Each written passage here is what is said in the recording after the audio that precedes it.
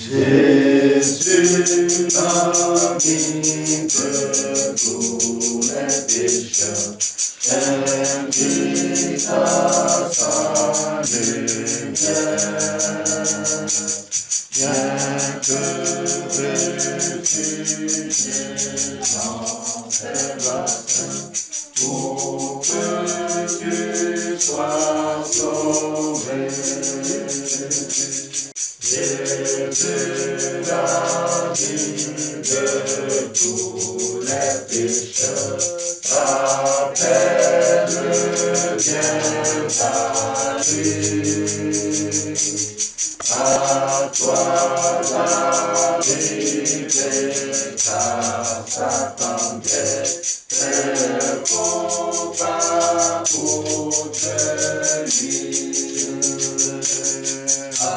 Attention aux ténèbres dehors, attention à la mort, attention aux pièges du malin, et t'attends bien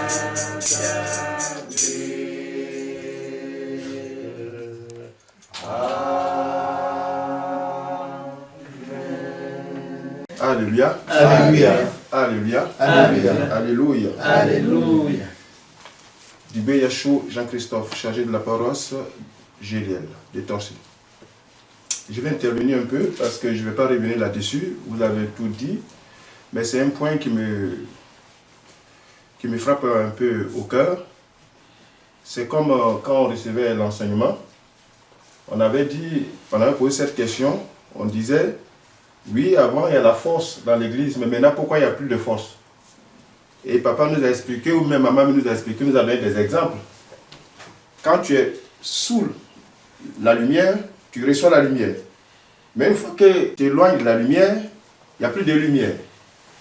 Donc c'est ainsi que l'église, les gens s'est éloignés de la vérité et maintenant le mensonge est venu s'installer dans l'église. Au fur et à mesure de l'enseignement que nous recevons, comme Job 8, verset 8 nous dit, nous devons interroger les anciens pour connaître et pour comprendre. Comme le président a dit aussi, parce qu'il y a plusieurs esprits. Qu'est-ce qui gâte l'église? Nous les chargés.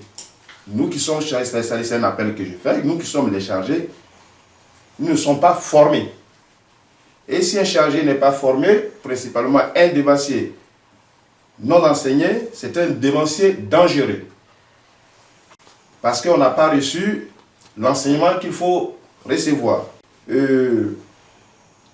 Aujourd'hui, la paroisse Géliel, on est en train de recevoir de l'enseignement et on a vu qu'il y a beaucoup d'erreurs qu'on avait commises. Et maintenant, qu'est-ce qui a fait qu'aujourd'hui, ces choses arrivent et sont dans l'église? Quand la maman a posé la question, c'est parce que, tout d'abord, dans l'église, les visionnaires ont leur charge point. Ils ont la charge clé dans l'église. Et nous, les chargés, puisqu'ils ne sont pas bien formés, une fois qu'on voit quelqu'un trembler un peu, on le nomme visionnaire. Et quand ces gens-là te donnent le message, le chargé qui n'a pas examiné de quel esprit qui anime ces visionnaires, alors le visionnaire va se mettre à donner des messages. Alors comme on a dit, il y a le mauvais esprit de Dieu aussi qui donne des messages. Et comme la parole dit, Dieu dit, chaque message, il faut examiner pour prendre ce qui est bon. Donc aujourd'hui dans l'église, ce qui gâte, comme le devancier a posé la question, il faut obliger. Non, on n'oblige pas. On ne peut pas obliger. Mais il faut connaître. Il faut connaître. Et il faut arriver à savoir quel est l'esprit de Dieu qui habite le devancier pour que le chargé puisse le donner un titre visionnaire. Partout, il y a des visionnaires. Quelqu'un qui peut se lever, il donne des visionnaires, il donne des messages. Et c'est ça qui cause des problèmes. Moi, je peux être là, je peux prendre un exemple, aller dans une paroisse et puis faire des petites grimaces. Et puis je vais dire, non, maman, c'est là, vraiment, ton mari là, ce n'est plus ton mari. Dieu me dit que voici ton mari. Et les gens acceptent ça. Et papa, moi je pense que le problème c'est là, c'est du côté des visionnaires et des chargés. Les chargés ne sont pas bien formés. Puisque les chargés ne sont pas bien formés, il y a des désordres dans l'église. Que la paix de Dieu soit avec nous. Amen. Bon, oui, mais je veux répondre, Dieu, que son nom soit béni, a-t-il forcément besoin d'un visionnaire pour parler à sa créature, son fils, qui a la crainte de son nom? Quand nous retournons dans Romains 2, verset 14-15, on dit que les païens, ceux que nous appelons païens, alors que nous-mêmes nous sommes païens, quiconque a une mauvaise pensée est un païen. On dit que les païens, ils ont la loi de Dieu inscrite dans leur cœur.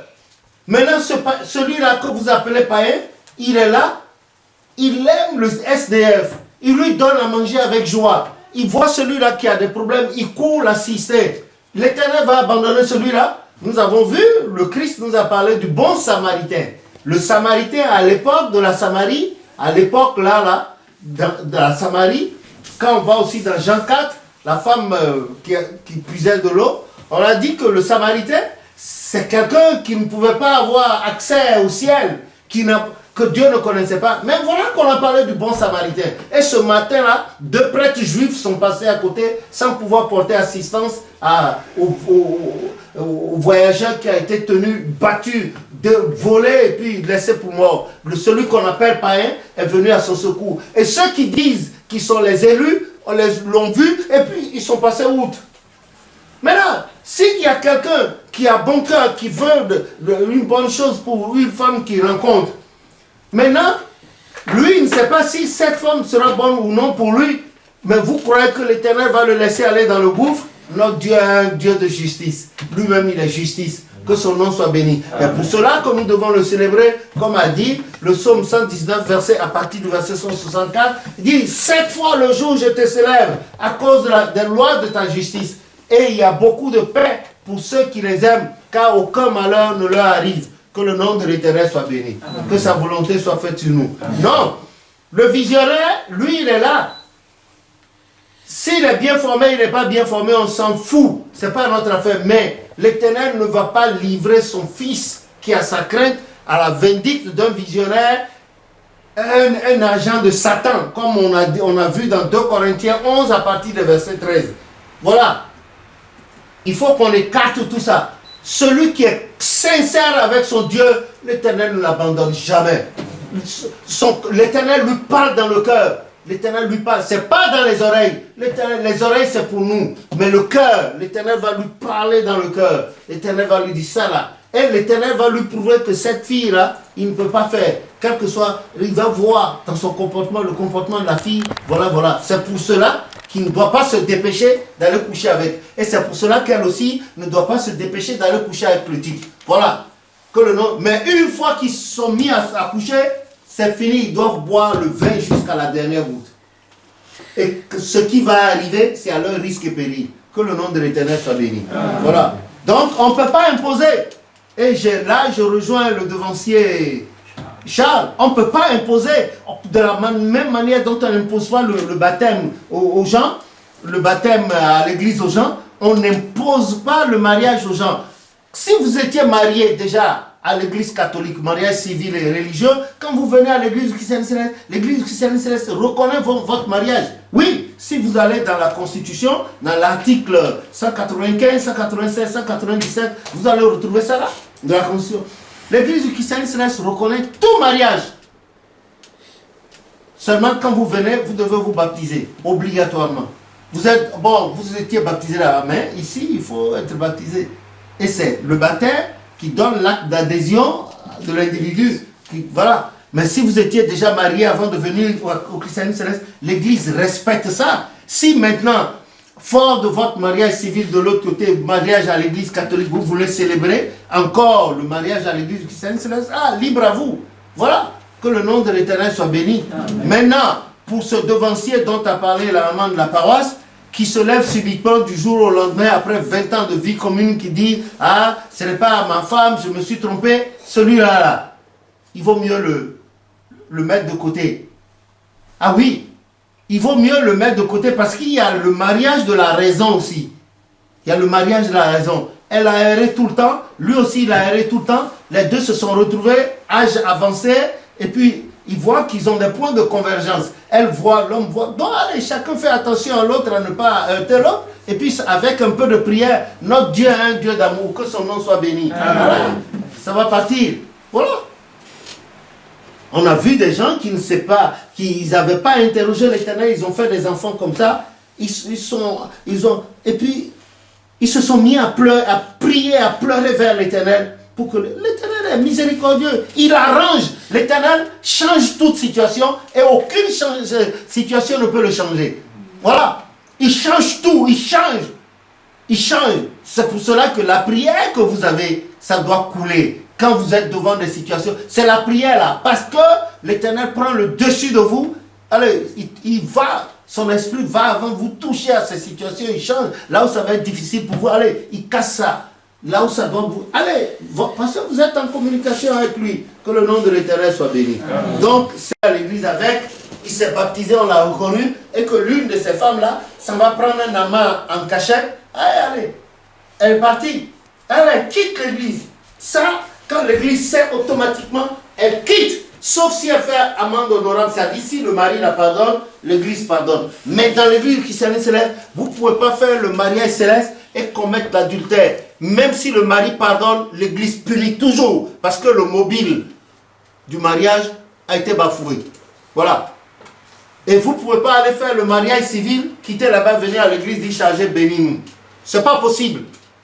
Vous quittez la mairie, il n'y a pas de prière de bénédiction. Hein. L'église a son institution matrimoniale. Vous faites votre mariage à la mairie là-bas. Si vous voulez faire le mariage de l'église, vous faites le mariage de l'église, mais vous ne verrez pas dire charger, bénis-nous. Et le mariage qui est institué dans l'église alors? Que le nom de l'Éternel soit béni. Non, là, vous faites ça, hein, ces erreurs-là. Vous faites ça, il faut ça beaucoup sur et ça amène la dislocation, c'est de la malédiction. Voilà. Vous pouvez le lendemain, dimanche, faire une action de grâce, d'accord, mais dire charger, bénis-nous. Et le mariage qui est institué dans l'église, alors, vous respectez les lois là-bas, vous ne respectez pas votre église? Non, c'est des histoires. Oui. Une question pour bien comprendre, parce que en parlant, tu disais que oui, que l'église accepte tous les mariages. Oui, non, l'église accepte l'individu tel qu'il est. S'il est monogame, l'église accepte. S'il est polygame, l'église accepte. Ce n'est pas le mariage qui sauve l'individu. Maintenant là, s'il vient à l'église monogame, il ne faut pas que l'église soit l'occasion pour lui d'avoir plusieurs femmes. Ce n'est pas possible. L'église christiane céleste n'accepte pas ça. Si vous voyez des gens faire ça dans l'église, c'est des gens qu'on doit vider comme la poubelle. Ensuite, si celui-là est déjà polygame avant d'arriver, il ne va pas se servir de l'église pour se séparer de l'une de ses femmes ou bien de toutes ses femmes. À moins qu'elles aient commis l'adultère. Il peut les répudier. S'il ne veut pas pardonner, il peut les répudier. Et si les gens, c'est sur la paroisse là que l'une des épouses a commis l'adultère avec quelqu'un de l'église, et celui-là et cette femme-là, allez, oust de l'église. Pas de la paroisse seulement, hein, de l'église, du christianisme céleste. C'est ça. Je voulais changer, je vais parler de l'homosexualité. Voilà. Si c'est parce que, comme tu as dit que tous les mariages sont acceptés dans l'église. Non, voilà. j'ai bien. Non, il faut bien lire vos trucs là. non, c'est tout à l'heure quand tu parlais, tu disais que l'église accepte tous les mariages. Non, j'ai dit donc, mariage, pour pouvoir, pour que les gens puissent... Ah bon. J'ai bien répété au départ. Oui, au départ, formes oui. de mariage bizarres, l'église. Et puis c'est même dans vos préceptes et choses, il n'y a pas l'homosexualité. Vous avez lu ça?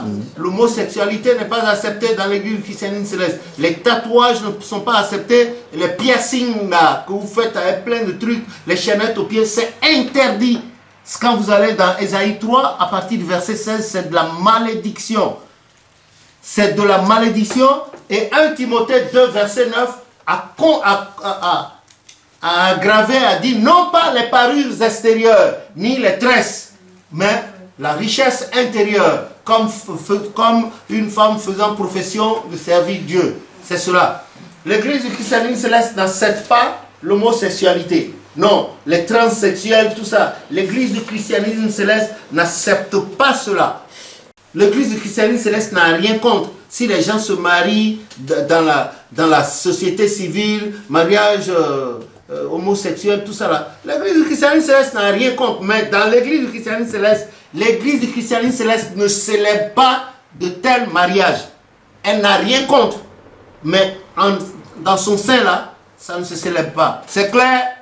Voilà, que le nom de l'Éternel soit béni. Voilà.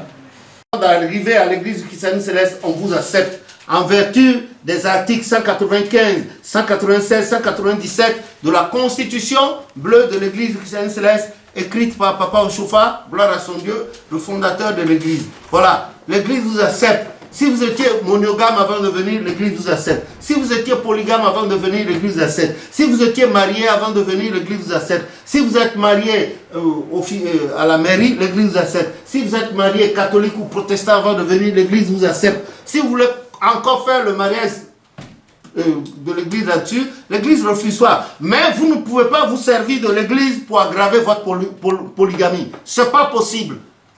Si vous voyez ça sur une paroisse, ça là, se charger de paroisse, je crois qu'on doit le mettre quelque part. Voilà. Alléluia. Alléluia. Maman Jeanne Malonga, dévancière de la paroisse Gélière de Torcy.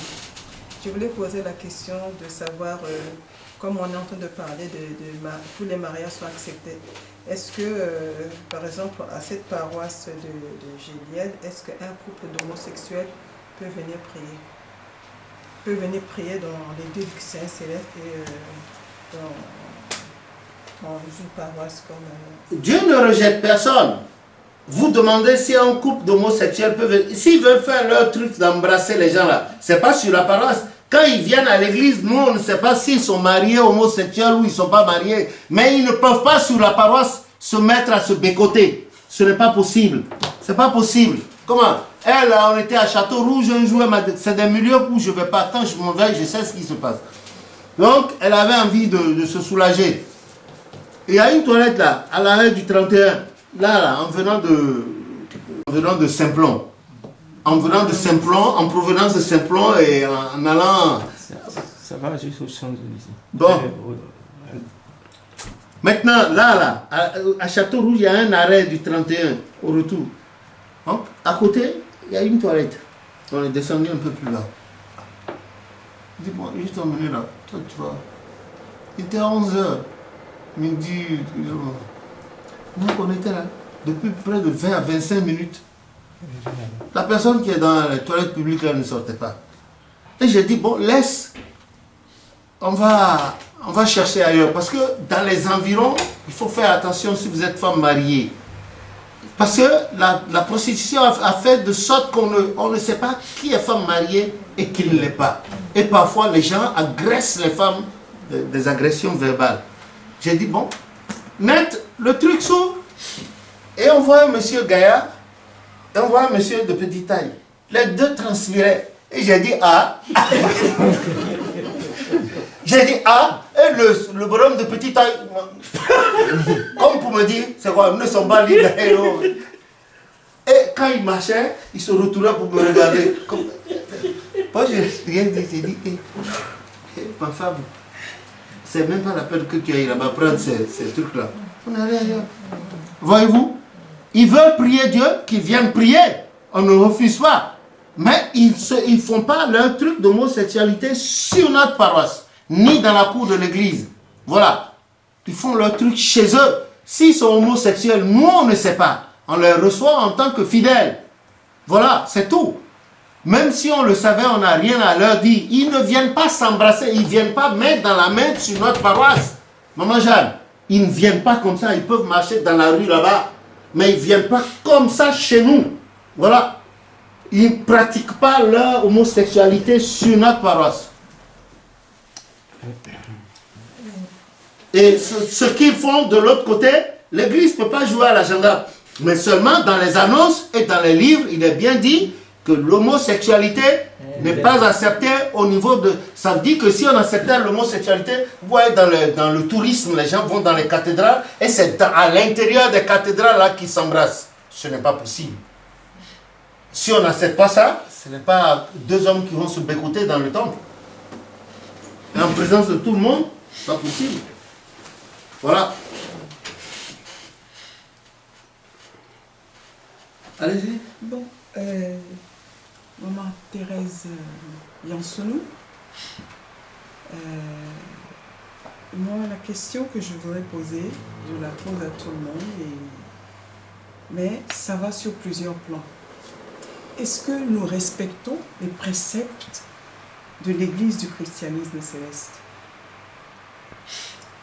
Un chargé de paroisse, un fidèle, qui respecte les préceptes de l'Église du christianisme céleste, doit faire attention, il y a certaines choses qui ne sont pas possibles. Je m'explique. À plusieurs reprises, j'ai croisé des mamans, des jeunes filles, qui disent oui, voilà, tiens, le chargé là, il a dit que le visionnaire, il a eu un message comme quoi tel peut devenir sa femme pour être bien, parce que. Je dis, ah, bon, sans être vulgaire, je dis, mais je ne comprends pas. Donc votre chargé là, Dieu ne lui dit pas comment il doit s'occuper de ses brebis pour que ses brebis aillent bien, mais Dieu s'occupe seulement de sa culotte. C'est pas, déjà à partir de ce moment-là, ça n'a rien à voir avec l'Église du christianisme céleste, ni les enseignements de Papa Ochofa. Ce n'est pas possible. Si le chargé là, il respectait les préceptes de l'Église du christianisme céleste, c'est pas possible. Donc par là, ça veut dire que tout à l'heure, le chargé disait, il faut une formation. Mais cette formation d'abord, avant de la recevoir et de l'assimiler, ça veut dire que l'individu lui-même sait où il est et a le respect de ce qu'il fait. Mais s'il n'a pas ça, ce n'est pas la peine. Et je reviens à la question que maman a posée. Maman dit, voilà, au bout de 20 ans, voilà, le devancier a dit, pourtant c'est deux célestes. Ces deux célestes, est-ce qu'au départ, ils ont consulté Dieu avant de se mettre ensemble? Quand bien même ils auraient consulté Dieu, est-ce qu'ils ont respecté ce que c'est que l'Église du christianisme céleste? Je ne pense pas. Parce que nous surfons. C'est comme un truc, l'océan, on surfe là-dessus. Et surtout ceux qui sont à nos têtes, ceux qui vont dans les saints des saints, n'ont pas compris que pour pouvoir faire certaines choses, il leur faut une dose d'humilité. L'humilité, mais vraiment une grande humilité. Ils n'ont pas compris. Papa Ochofa est un homme humble. Si on veut se limiter à son aspect, mais c'est quelqu'un qui est très, très humble. Alors nos devanciers n'ont pas cette humilité. Et quand on n'a pas cette humilité-là, au bout d'un moment donné, qu'est-ce qui se passe? Le pouvoir d'être à la tête de plusieurs brebis, on ne sait pas gérer ce pouvoir-là. Ils n'arrivent pas à gérer ce pouvoir. Parce que pour pouvoir gérer le pouvoir au niveau spirituel, ça suppose qu'il y a un soubassement, l'humilité. Ils n'ont pas ça. Alors qu'est-ce qui se passe? Leur désir, le désir de leur cœur, ils projettent ça et ça devient des réalités confirmées par quelques visionnaires complaisants et conclusions. Nous aboutissons là où nous sommes.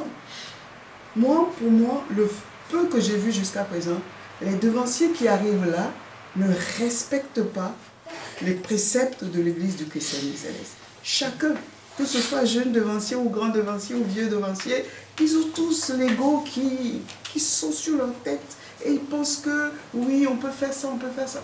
Est-ce que vous savez ce que c'est que l'Église du christianisme céleste? Est-ce qu'on respecte ces préceptes-là? Je ne pense pas. Parce que quel est le Dieu d'Ochofa? L'éternel Dieu s'occupe seulement de placer des femmes, 4e femme, 5e femme, alors que l'Église, les gens ont plein de problèmes.